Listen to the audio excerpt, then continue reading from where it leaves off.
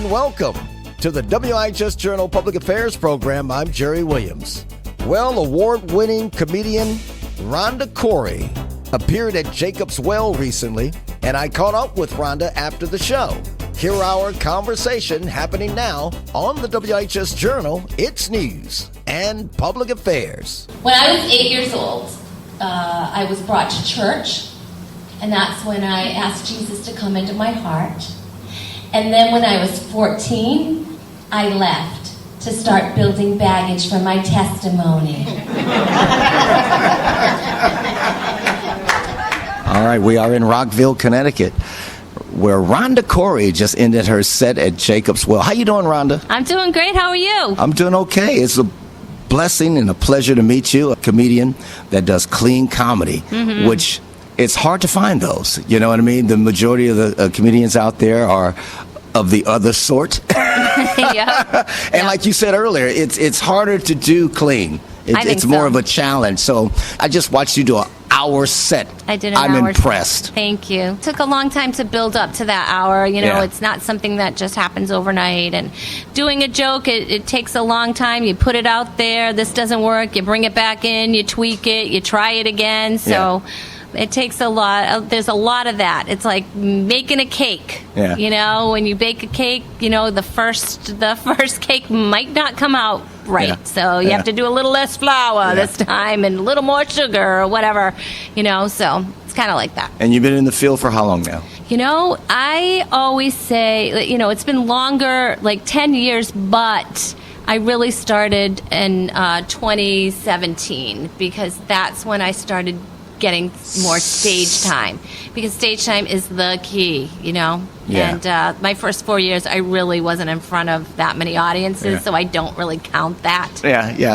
Basements, cafes, you know. I actually did gigs, but like I was on stage seriously 25 times in 4 years, and so you should be on stage 25 times in like a couple of months.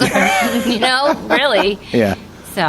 So how did it all begin with you? This whole, let's talk about some of your influences back in the day, when, you know, the comedians out there that influenced you.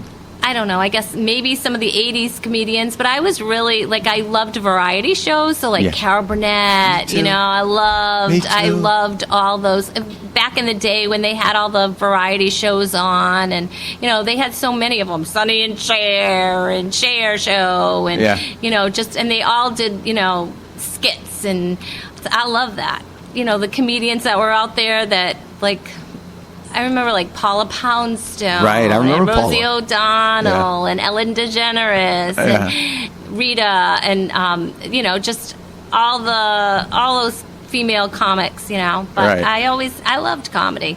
I've always loved comedy. If you're just joining us, I'm with Rhonda Corey, and you're out of Rhode Island, right? I am. I'm out of Rhode Island. Born and raised? I was born in California. I was raised in Massachusetts, New Bedford, Massachusetts. Say that again? New Bedford. That's how you have to say it. You have to say it in Bedford. And and then I moved here, I guess it was 22 years ago, maybe now. Yeah. That's funny. I moved out here 22 years ago. Oh, wow. From California. I'm from California. What part? Oakland. Oakland. All right. In the Bay Area.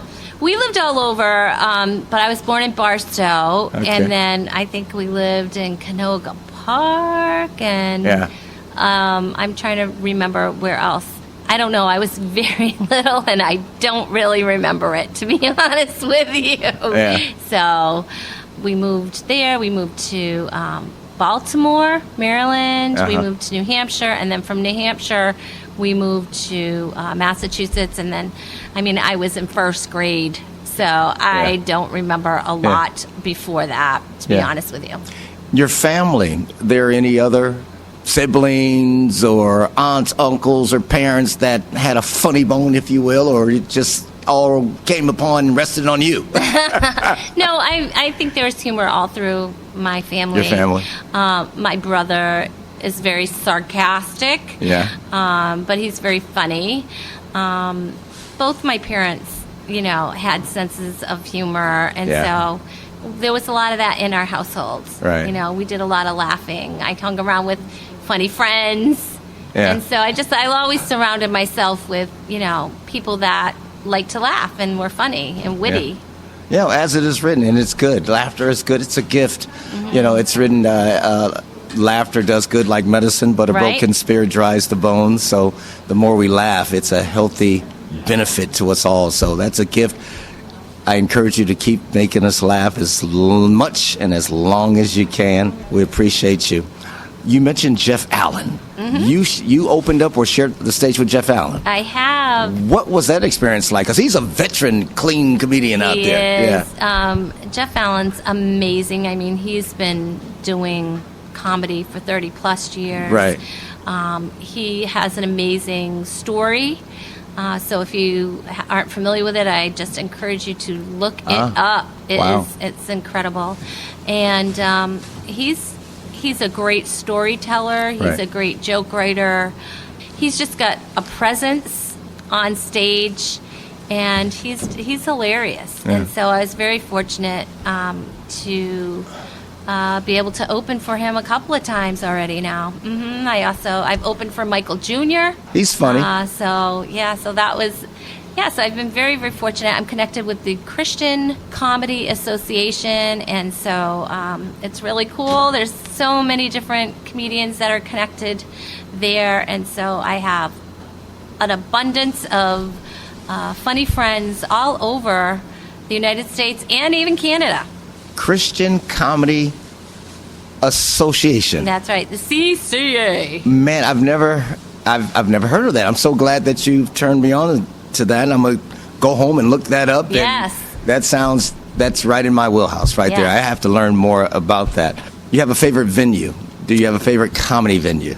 I like a lot of different venues, you know. It's fun when you get to be in a venue that is made for comedy. So when I say that, I mean, like a club, you'll notice the club is made for comedy. So it's low ceilings, and it's the dimmed lights and the spotlight, and so, you know, that's always really nice as a venue, you know. But I love to do comedy in churches as well, and so that's great. But you know what, last week I actually did comedy in like a nursing home. You know, because I think everyone deserves the opportunity to laugh. And as a comedian, we need to not be greedy with that gift and to pass that on wherever we can. And it's not always about the great gigs and the great venues, but it is about the people and treating them to that opportunity to laugh. Yeah. Rhonda Corey is my guest. Before I let you go, in your set, I heard you say that you've been married to John, your husband, for 29 years. 29 years. And somewhere within that 29 years, you decided that you was going to do stand-up comedy, and you had to let John know. Take us back to what that was like and his response. Well, you know, my husband, I think one of the main things that had attracted me to my husband, besides his amazing people skills, because he has incredible people skills, and he's incredibly hardworking, and he's just a very kind and generous person. But besides that, he has an awesome sense of humor. And so I think that is one of the main things that has gotten us through a lot of the hard times in life and in our marriage. And so he has been the backbone, because without him, I wouldn't be able to do what I do. I travel. I drive him crazy. Like, do you think this is funny? What do you think of this? And running my set a million times. And so he has always been, from day one, supportive. Very supportive. I see that. Yeah. Well, thank you for your time. He's patiently waiting about 25 feet in back of you. So you guys got to get back to Rhode Island. Yes. To Warwick. Warwick, Rhode Island. Warwick. Now, I come out there, see, my go-to beach is Musquamacut. I know you mentioned Charleston. Charleston Beach is where it's at. But they're all beautiful. We have the most beautiful beaches in Rhode Island. We really do. I got to check out Charleston. Never even heard of it. See, I learned about a couple of things I'm interested in. The Christian Comedian Association. Christian Comedy Association. Christian Comedy Association and Charleston Beach in Rhode Island. Yeah. How far is that away from Musquamacut? I have no idea. Never ask me geography questions. If you want, I'll make something up for you. I have no clue.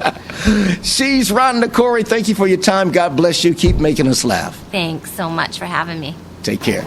I've also learned that what this means. When my husband says, honey, there's only 5 minutes left in the game. You know what that means? The exact same thing as when I say, honey, I'll be ready in 5 minutes.